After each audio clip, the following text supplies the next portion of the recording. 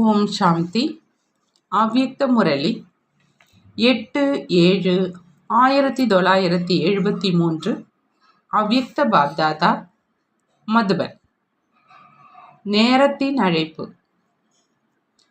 அமர்பவ என்ற வரதானத்தை அளிக்கக்கூடிய வரதாதா, அசுத்த ஆத்மாக்களை சுத்தமாக்கக்கூடிய, சர்வ சக்திவான் ஆக்கக்கூடிய, மேலும் கலைப்பற்ற சேவாதாரியாக ஆக்கக்கூடிய சிவபாபா கூறுகின்றார், நீங்கள் அனைவரும் எங்கு அமர்ந்திருக்கீங்க?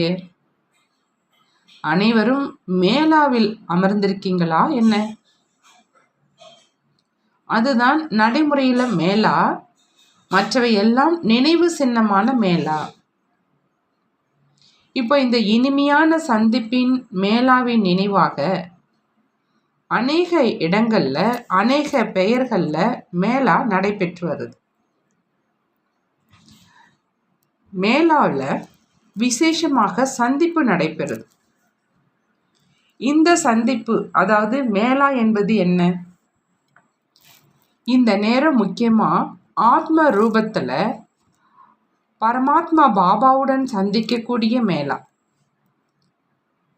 அதாவது ஆத்மா பரமாத்மாவை சந்திக்கக்கூடிய மேலா அப்படின்னு சொல்றீங்க.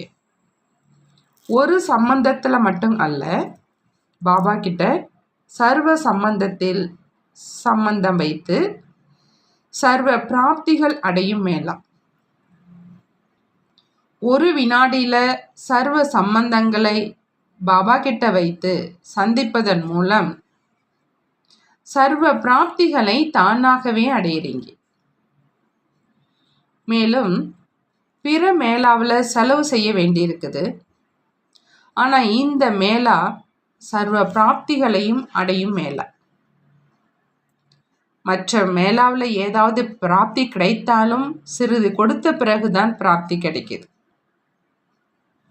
ஆனால் இங்கு எதனை கொடுக்கிறீங்க? எதனை உங்களால் பாதுகாக்க முடியவில்லையோ அதனை கொடுக்கிறீங்க. இங்கு ஏதாவது நல்ல பொருளை தர்றீங்களா என்ன?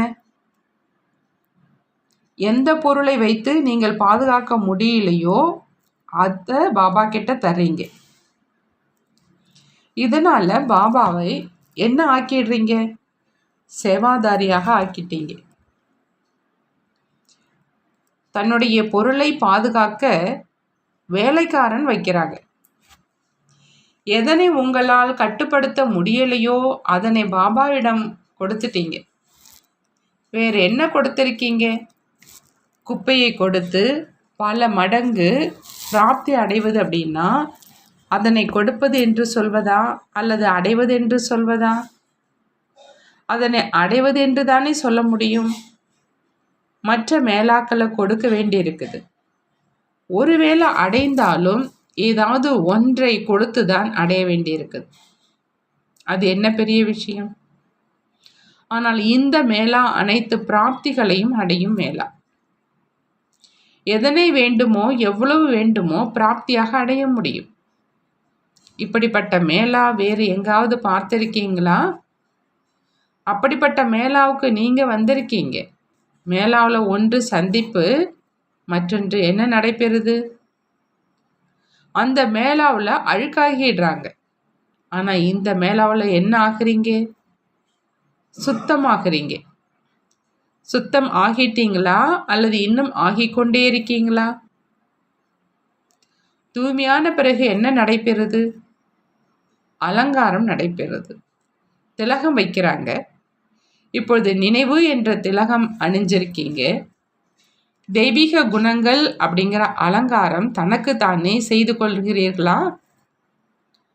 ஆகையினால மேலாவில் சந்திப்பும் நடைபெறுது, விழாவும் கொண்டாடப்படுது. அதன் கூடவே மேலாவில் விளையாட்டும் நடைபெறும். மேலா விளையாட்டு இரண்டும் சேர்ந்து நடைபெறுது. மேலா அதாவது திருவிழா, கேலா அதாவது விளையாட்டு, இரண்டும் நினைவில் இருந்தால் உங்களுடைய நிலை என்னவாக ஆயிடும்? எப்பொழுது சந்திப்பின் மேலாவிலிருந்து விலகிடுறீங்களோ, அதாவது அதிலிருந்து புத்தியை அகற்றிடுங்களோ, மேலும் விளையாட்டு என்பதை மறந்துடுறீங்களோ அப்பதான் ஸ்திதியில அசைவு ஏற்படுது. மேலா மற்றும் விளையாட்டு இந்த இரண்டையும் நினைவில் வைங்க. மேலாவில் அனைத்து விஷயங்களும் வந்துடுது. எந்தெந்த விஷயங்கள்ல சந்திக்கணும் அப்படிங்கிறத பாபா முதலிலேயே சொல்லி இருக்கிறாங்க.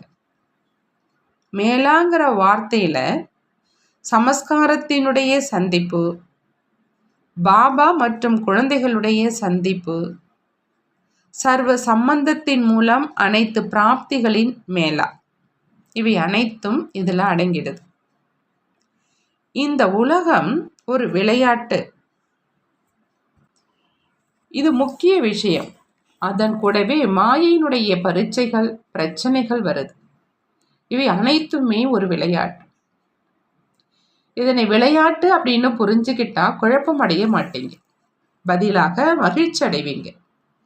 மூன்றாவது, விளையாட்டு என்று புரிந்து கொள்வதால் விதவிதமான நடிப்பை பார்த்தாலும் அவங்கள நடிகர்கள் என்று புரிந்து கொண்டு எல்லையற்ற நாடகத்தில் பாட்டு பதிவாகியிருக்கு அப்படின்னு புரிஞ்சிக்க முடியும். இந்த நினைவு வர்றதுனால ஸ்திதியில் அசைவு ஏற்படாது, சதா ஏக்ரஸ் நிலை ஏற்படும். நாடகத்தில் விதவிதமான பாட், அதாவது பாகங்கள் என்பது நினைவில் இருக்கிறப்போ நாடகத்தில் பலவிதமான பாட் இருக்கத்தானே செய்யும். பெயரே நாடகம், விளையாட்டு என்பது. எப்படி எல்லைக்குட்பட்ட சினிமாவில் பலவித பெயரில் பலவித நடிப்புகள் நடக்குது. இந்த நாடகத்தின் பெயரோ ரத்த ஆறு ஓடும் விளையாட்டு அப்படின்னு சொல்லப்படுது. இதில் பயங்கரமான காட்சிகள் வரும்போது ஏன் பயப்படணும்? பெயரே ரத்த ஆறு ஓடும் விளையாட்டு. முதலிலேயே புரிந்து கொண்டு அதனை பாருங்க. ஏதாவது சண்டை, கோபம், யுத்தம் போன்ற கதைகளை பார்க்குறீங்க அப்படின்னா சிரிப்பீங்களா, அழுவீங்களா? அவசியம் சிரிப்பீங்க, ஏன்னா உங்களுக்கு தெரியும் அது ஒரு கதை என்று. அதே மாதிரி இந்த எல்லையற்ற விளையாட்டின் பெயரும் விதவிதமான நாடகம். இதில் விதவிதமான சமஸ்காரம், ஸ்பாவம், பிரச்சனைகளை பார்த்து பயப்படவில்லை தானே? அதனை சாட்சியாக ஏக்கிற ஸ்திதியில இருந்து பார்க்கணும். இது விதவிதமான நாடகம், அதாவது காட்சிகளினுடைய நாடகம் என்பது நினைவில் இருந்தால் முயற்சியில் ஏற்படும் கஷ்டங்கள் சகஜமாகி விடாதா? அந்த இரண்டு வார்த்தைகளை மறக்கும் பொழுது, அதாவது மேலா மற்றும் விளையாட்டு, இதை மறந்தால் தனக்கு தானே குழப்பத்தில் வந்துடுறீங்க. நினைவு, அதாவது சாட்சி என்ற இருக்கையை விட்டுடுறீங்க. சீட்டை விட்டு விட்டு யாராவது நாடகம் பார்த்தா அவங்களுடைய நிலை என்ன ஆகும்?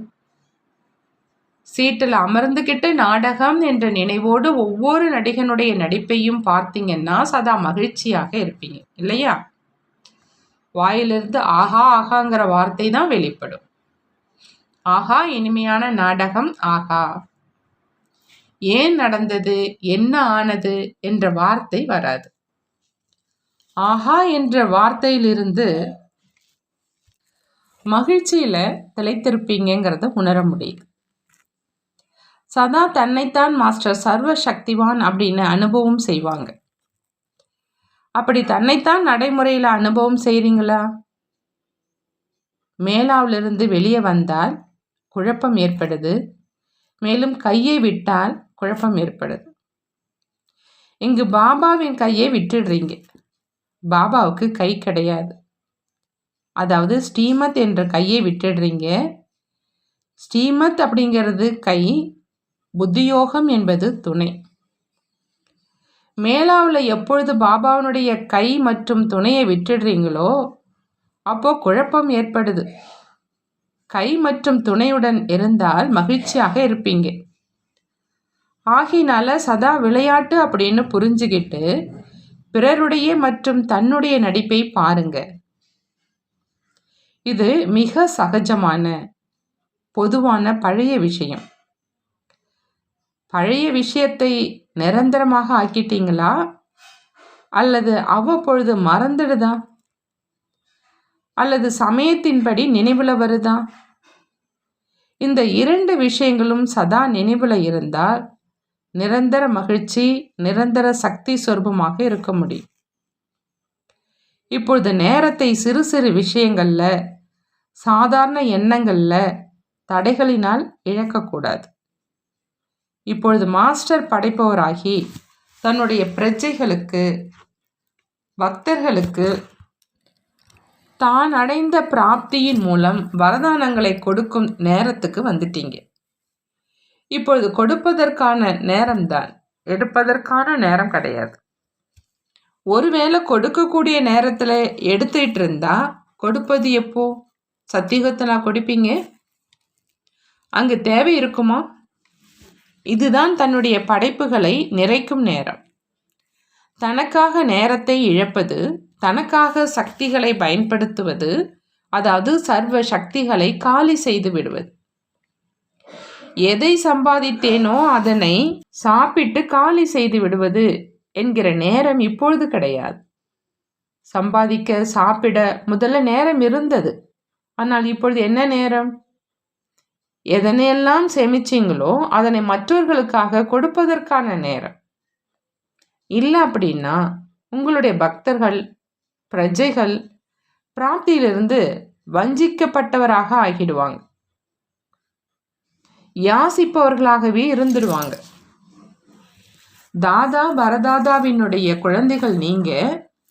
தாதா வரதாதாவாக இன்னும் ஆகலையா? எந்த நேரம் அனைத்து ஆத்மாக்களும் யாசிப்பவராகி உங்கள் முன்னால் வராங்களோ, கருணை கடல் பாபாவுடைய குழந்தைகளாகிய உங்களுக்கு அந்த அனைத்து ஆத்மாக்கள் மீதும் கருணை வரவில்லையா? அந்த நேரம் கருணை வராதா? அவங்க துடிப்பதை பார்த்து கொண்டிருக்க முடியுமா? லௌகீக படைப்புகள்ல கூட தன்னுடைய படைப்புகள், அதாவது குழந்தைகள் துக்கப்பட்டு துடிப்பதை பார்த்து கொண்டிருக்க மாட்டாங்க. நீங்கள் அனைவரும் கூட மாஸ்டர் படைப்பவர் தானே? அதாவது இது பாபானுடைய காரியமா அல்லது உங்களுடைய காரியமா? எப்பொழுது நீங்கள் மாஸ்டர் படைப்பவர் ஆகிட்டீங்களோ ஆன பிறகு உங்களுடைய படைப்புகளின் துக்கத்தின் குரலை, துடிப்பை உங்களால பொறுத்துக்க முடியாது. அந்த நேரம் அவங்களுக்கு ஏதாவது கொடுத்துதான் ஆக வேண்டி வரும். ஆகையினால இப்பொழுதிலிருந்தே சேமிப்பு செய்தால்தான் கொடுக்க முடியும். சம்பாதிப்பது, சாப்பிடுவது என்று உடனே காலி செய்து கொண்டிருந்தால் அவங்களுக்கு என்ன கொடுக்க முடியும்?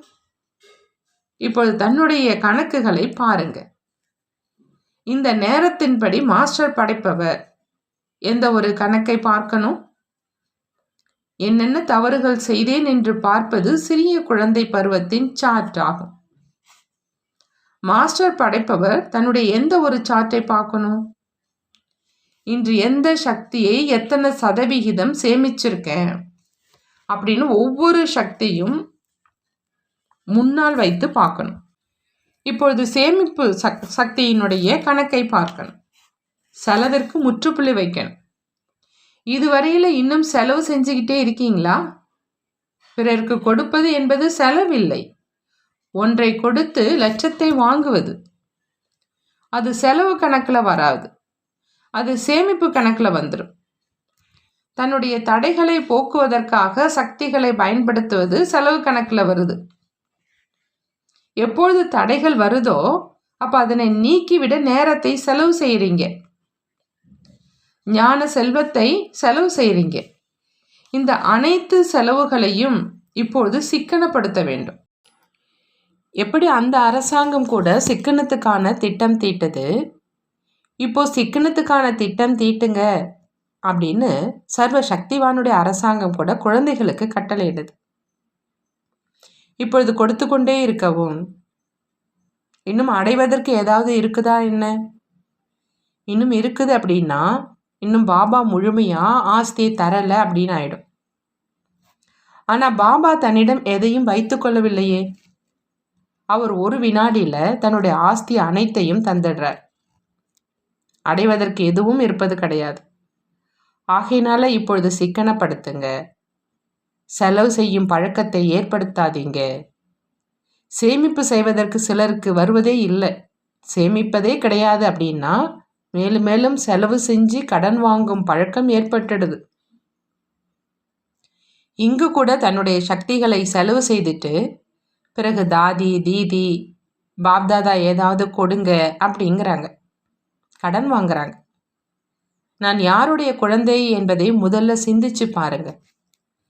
குறைவில்லாத கஜானாவுக்கு எஜமானனாக இருக்கும் பாபாவினுடைய குழந்தை. அந்த போதை இருக்குது இல்லையா? குறைவற்ற கஜானாவுக்கு உரிமையுள்ள குழந்தை மற்றும் அதிகாரிகள். அப்படிப்பட்டவங்க பிறரிடம் சக்திகளை கடன் வாங்கினால் அவங்கள என்னன்னு சொல்றது? அதி புத்திசாலிகள். அப்படிப்பட்ட புத்திசாலியாக ஆகவில்லை தானே? சிக்கனத்தின் யுக்திகள், அதாவது வழிகளை தெரிஞ்சுக்கலையா? சிக்கனத்தை கொண்டு வருவதற்கு எளிமையிலும் எளிமையான சிரேஷ்டமான வழி எது? எதன் மூலம் அனைத்து சக்திகளையும் சிக்கனப்படுத்த முடியும்?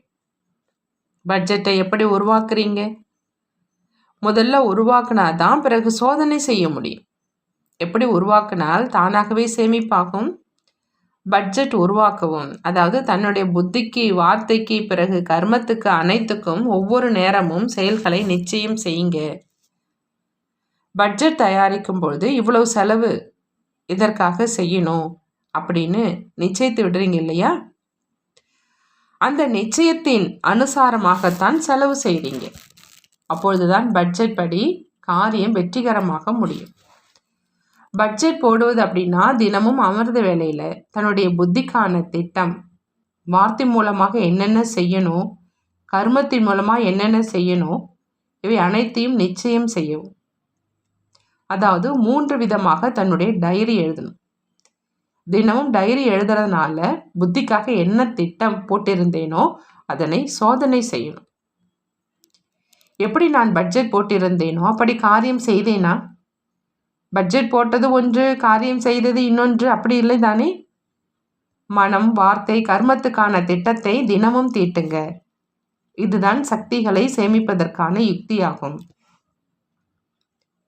புத்தியை முழு நாளும் எந்த காரியத்தில் பிஸியாக வச்சிருக்கணும். அமிர்த வேலையிலேயே திட்டம் தீட்டினால் அனைத்து வீணானவைகளும் நீங்கிடும். வீணானவைகளை அழித்தால் சக்திசாலியாக ஆயிடுவீங்க. வீணானவைகளை அழிப்பதற்கு திட்டமிட்ட புத்தி இருக்கணும். புத்தியில் திட்டம் இருந்தால்தான் சர்வ சக்திகளை சேமிப்பு செய்ய முடியும்.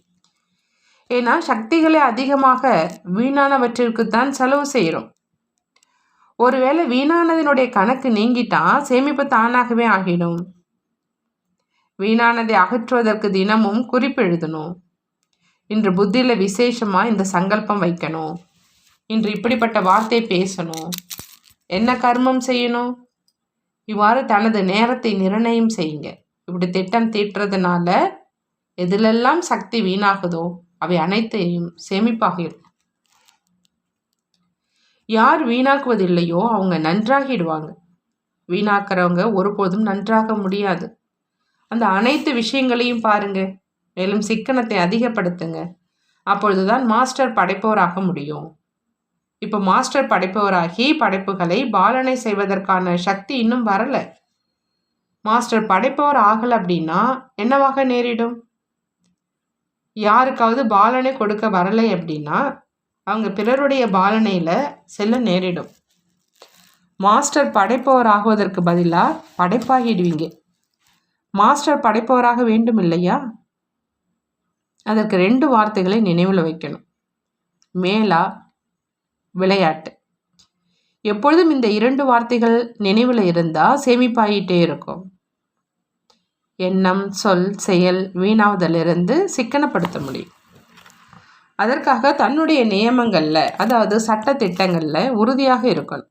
இப்படி செய்யணும் அப்படின்னு சிந்திக்கிறீங்க. ஆனால் அதனை நியமமாக ஆக்குவது கிடையாது. 1 மாதம் வரையில் விழிப்புணர்வோடு இருக்கீங்க.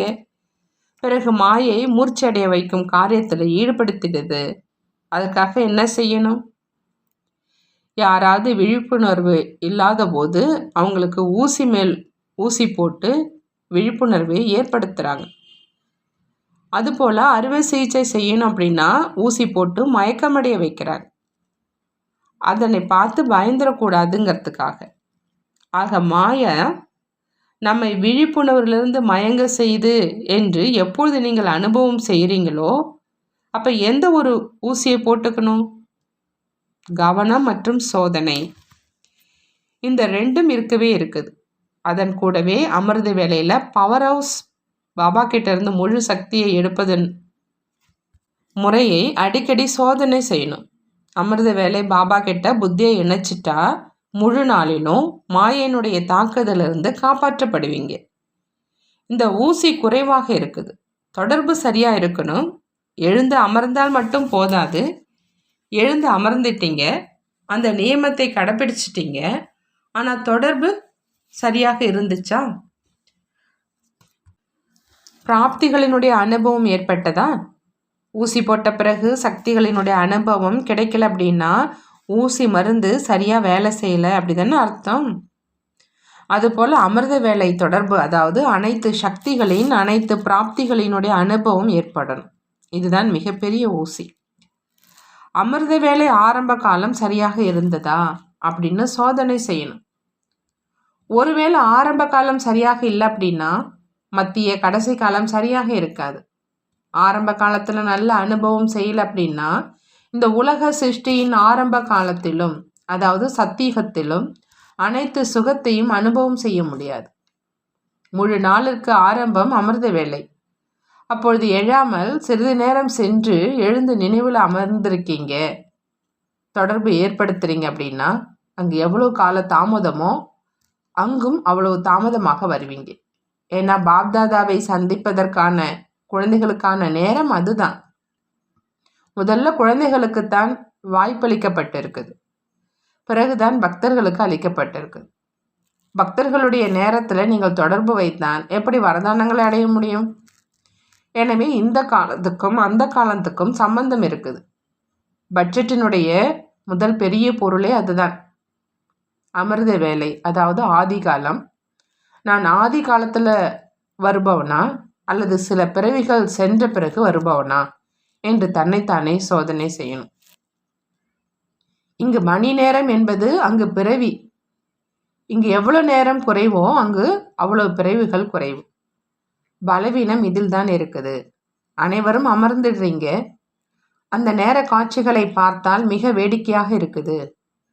அந்த நேர காட்சி ஜெய்ப்பூரில் ஹடயோகிகளுக்கான ஒரு காட்சியகம் இருக்குது, அது போல இருக்குது. அதில் விதவிதமான ஹடயோகம் காட்டப்பட்டிருக்குது. அமர்ந்த வேலையில் கூட அப்படி விதவிதமான முறையில் அமர்ந்திருக்கிறாங்க. சிலர் தூக்கத்தை கட்டுப்படுத்தி கொண்டு, சிலர் கட்டாயமாக நேரத்தை கடத்தி கொண்டு, சிலர் தூங்கி விழுந்து கொண்டு அமர்ந்திருக்கிறாங்க.